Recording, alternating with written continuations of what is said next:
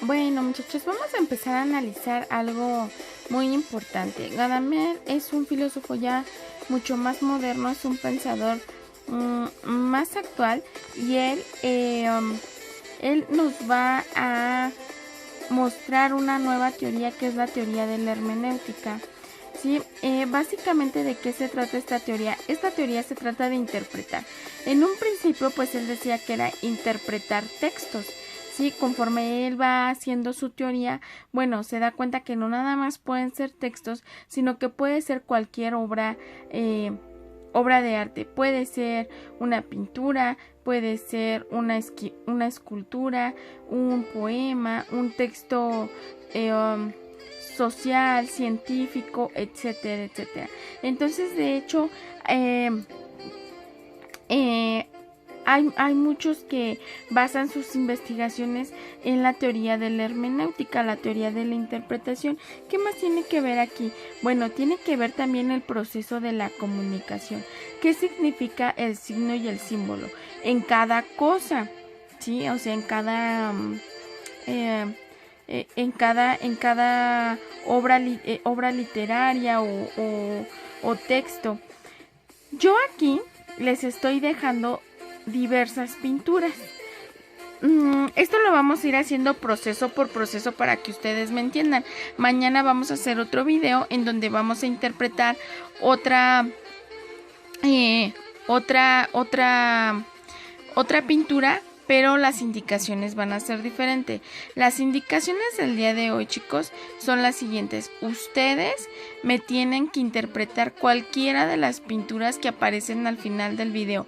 Le van a sacar una fotito, me van a poner ahí qué es lo que ustedes interpretan y me la van a mandar al correo. Esa va a ser su actividad del día de hoy.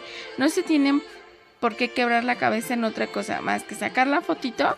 No importa que la saquen así, nada más con su celular y viendo el video, no importa. O sea, lo único que yo quiero es que me digan cuál es la pintura que van a interpretar y me van a decir qué significa, qué es lo que ustedes entienden que quiere dar a conocer esa pintura. La teoría de la hermenéutica tiene diferentes grados de interpretación y se analizan muchas cosas. Pero hoy vamos a empezar así, por esa simple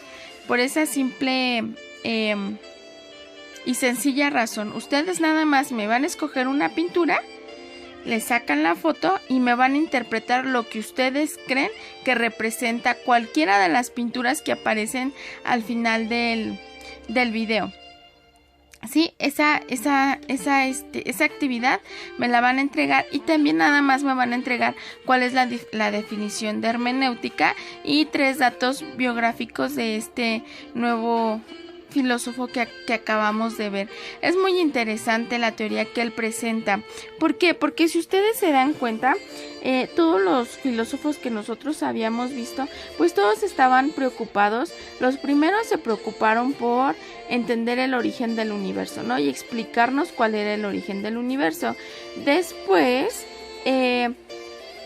por la cuestión divina, tratar de explicar y demostrar si existía un Dios.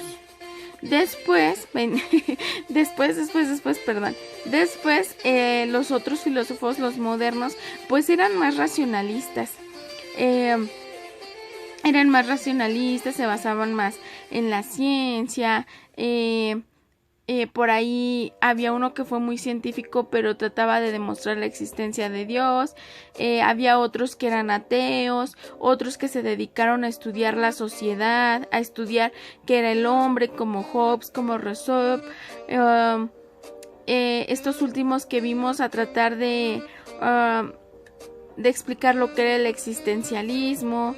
Y hemos visto como diferentes aspectos, pero en esta última Gadamer intenta dar una teoría, construye una teoría para tratar de explicar la interpretación de todo lo que se ha explicado. Entonces es un estudio que va paso por paso. El día de hoy les vuelvo a repetir, yo nada más quiero que ustedes me digan qué interpretan con una de las pinturas que ustedes van a ver a través del video. El día de mañana les voy a decir cómo se desglosa la teoría de la hermenéutica, ¿sí? Entonces, cualquier duda por el correo o por nuestro grupo de WhatsApp. Nos estamos viendo en el siguiente video, muchachos. Muchas gracias. Bye. Bueno, empecemos hablando algo acerca de su vida, como siempre lo hemos hecho con todos los filósofos. Él ya es mucho más moderno. Él tiene una teoría muy bonita que es la de la hermenéutica y ahorita yo les voy a ir explicando de qué se trata. Primero vamos a empezar hablando de quién fue su padre y a contextualizar. El padre de Gadamer era químico farmacéutico. Posteriormente también fue rector de la Universidad de Marburgo. Pese a los deseos de su padre, Gadamer hizo caso omiso a sus recomendaciones, que le incitaban a estudiar ciencias naturales, y optó por las humanidades.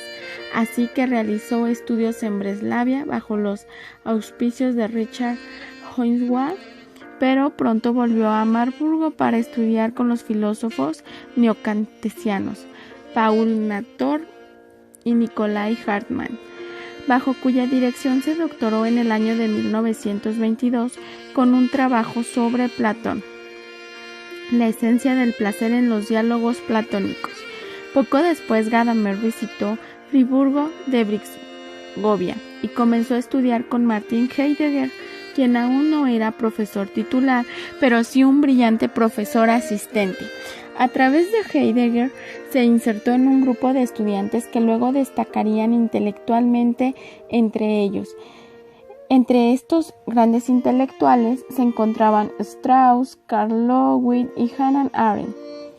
La amistad entre Gadamer y Heidegger se hizo tan estrecha que cuando Heidegger recibió una plaza en Marburgo, Gadamer optó por seguirle hasta ahí.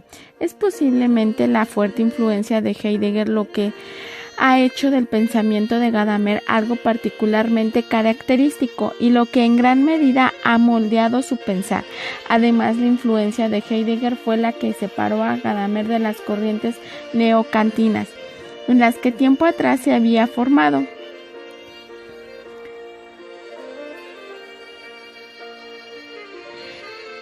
Gadamer hizo su habilitación académica en el año de 1929 y comenzó a enseñar en Marburgo durante los primeros años de la década de los 30. A diferencia de Heidegger, Gadamer siempre rechazó visceralmente el nazismo, de tal forma que se le puede considerar abiertamente antinazi.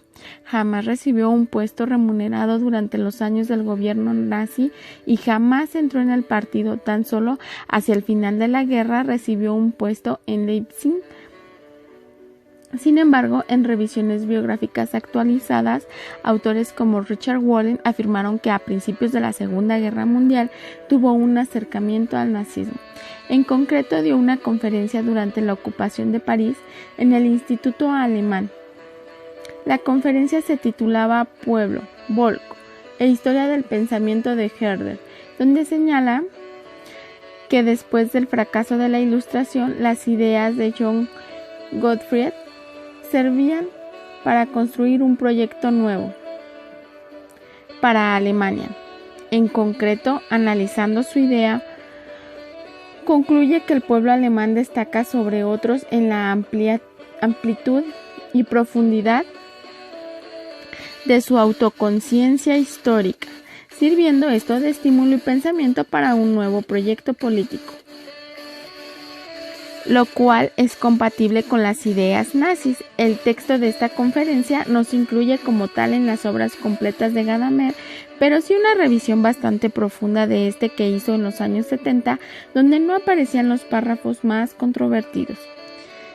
Vamos a hablar acerca de lo que habla acerca de su teoría de la hermenéutica.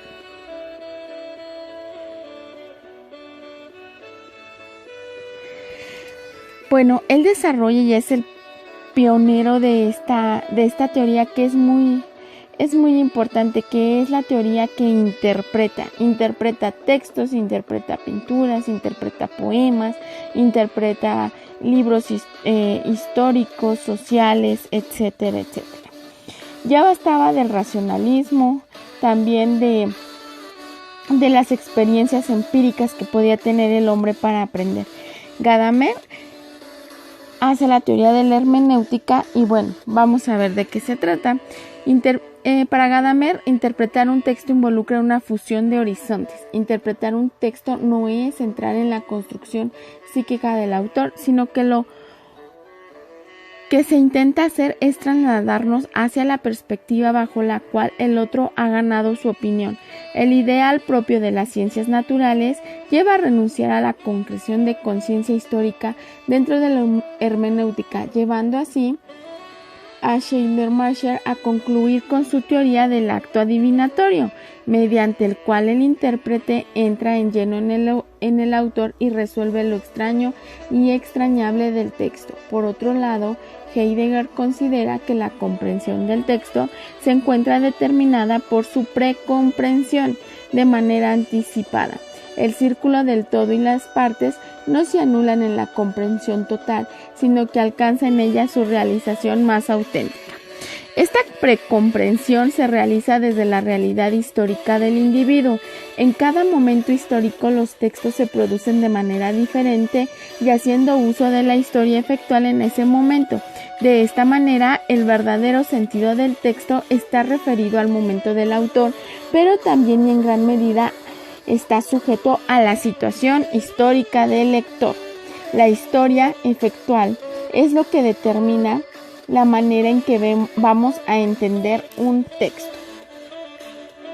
El individuo está en el mundo con una determinada historia efectual que le confiere a su vez una manera de entender el mundo. Así se hace su finitud y evidencia sus límites a los cuales determinan su horizonte, que es el ámbito de visión que abarca y encierra todo lo que es visible desde un determinado punto. Dicho horizonte tiene la posibilidad de ser ampliado y a la vez la conciencia puede encontrar nuevos horizontes. La tarea de la comprensión histórica se resuelve en la consecución de un horizonte histórico para comprender lo que uno quiere, sin que eso signifique que el intérprete adquiera horizonte del autor. El horizonte histórico se gana moviéndose a una situación histórica. Esto significa reconocer al otro y comprenderlo. Por lo tanto, la comprensión se realiza en el momento en que el horizonte del intérprete, al relacionarse con el autor, se ve ampliando y a la vez incorpora al otro formando un nuevo horizonte. Comprender es siempre el proceso de fusión de estos presuntos horizontes para sí mismos. Desde la hermenéutica, esto significa que la comprensión se da en un horizonte comprensivo en el presente, que es la superación del horizonte. Para Gadamer, las categorías fundamentales de su propuesta son comprensión, interpretación, confluencia de horizontes y prejuicios, y se refiere a horizontes de tiempo, pasado, presente y tradición. ¿A qué se refiere la estética gadameriana? La filosofía estética de Gadamer sirve de pórtico preliminar a la fundamentación de la hermenéutica filosófica en el seno de su obra, Verdad y Método. Su pretensión fundamental es mostrar hasta qué punto, ante la experiencia estética, las ciencias naturales y su método particular topan con una barrera infranqueable. Uno de los motivos fundamentales es que la experiencia estética, según Gadamer, se produce en una disolución del sujeto perceptor y el objeto, esto es, la obra de arte.